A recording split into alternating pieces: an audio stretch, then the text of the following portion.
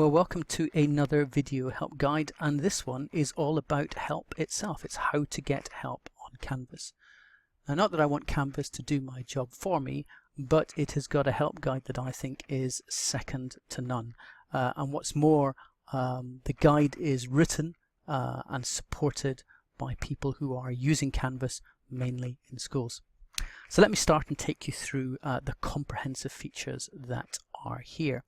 You can see that I'm on the dashboard, and it doesn't really matter where I am because the interesting feature that's always present in Canvas is this navigation menu down at the bottom and the help feature. If I click on help, I get a number of options.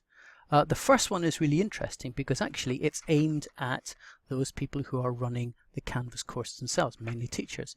And this is the opportunity for students to ask instructors, as Canvas calls teachers, questions.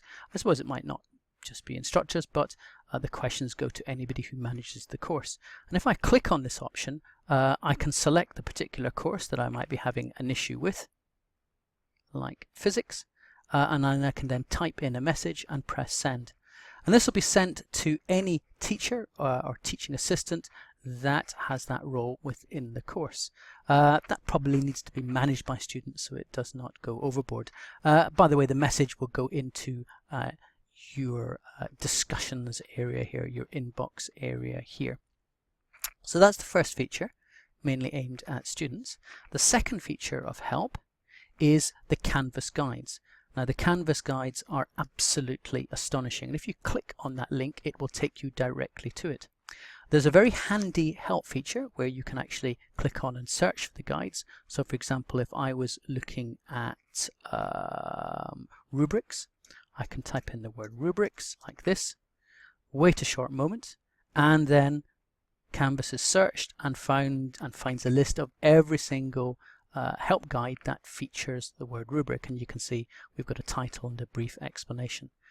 And if I click on them like this, I get a kind of step-by-step guide that goes through what a rubric is. Now, slightly frustratingly, if I go back, it takes me back to this area, but I lose the word I'm searching for. Anyway, on the help guides, not only there are written help guides, notice again there's a help guide for students, there's a help guide for parents. There are also video guides. If I click on the video guide, there's a whole range of short, snappy videos aimed at different users to help you understand how to use the tool, as well as what the tool means. They are absolutely fantastic. They're all Vimeo files and they're very clear and easy to follow. So those are, well, that's the help guides. What other features do we have? Well, we've got the report a problem feature. If I click on it here, here's the opportunity for teachers, and I suppose also students, to report any particular issue that they are having within Canvas. This could be a technical matter, it could be something about course design or whatever. You can enter a subject, so I could put in something like problem with assignment, let's say. I can add in a description, maybe talk a little bit more about it in detail. I can then select the degree to which it is affecting me. Extreme critical emergency.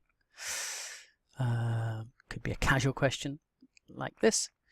And I can then submit the ticket.